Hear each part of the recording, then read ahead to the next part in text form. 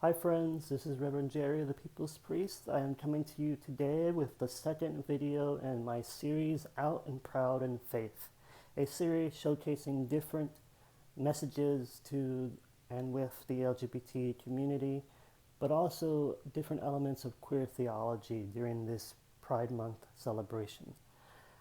Today I want to talk about God delights in you. I have this banner here that I made. I made it for a different video, which was for a project that I was participating in. And I think it's an important message because it's a message that LGBT people are not told in churches. In fact, we're told the opposite, that God hates you, that God despises you. Sometimes queer people are told that by Christians that God would rather you kill yourself. And I'm here to tell you that that's not only wrong, it's immoral, it's pastorally irresponsible, and it's also a lie, a deep, deep lie. God delights in you. God delights in you so much that when God thinks of you, Scripture says that God writes your name on the palm of God's hand.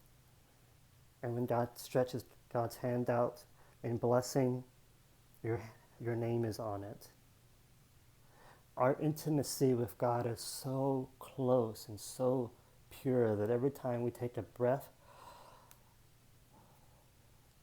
God is there with us. In Scripture, the word for God is often spirit, and in Hebrew that's ruha, and Greek that's pneuma.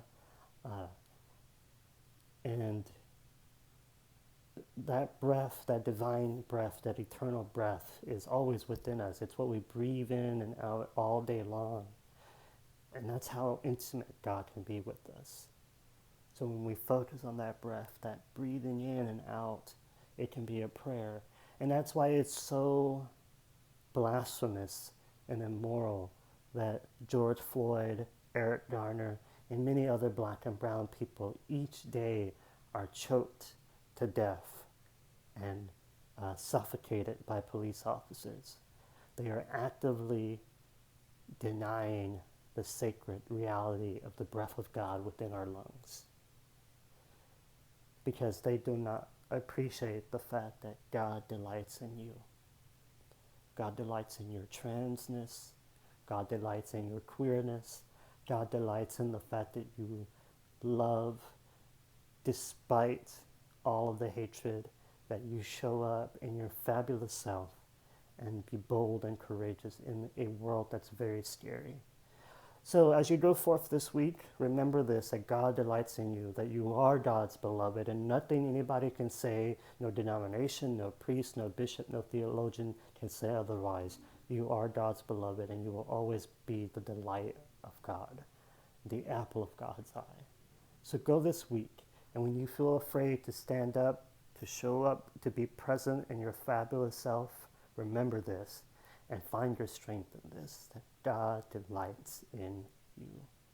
And may you always be blessed in every way, shape, and form.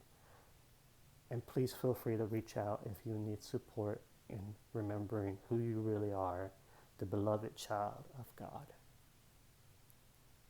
Amen.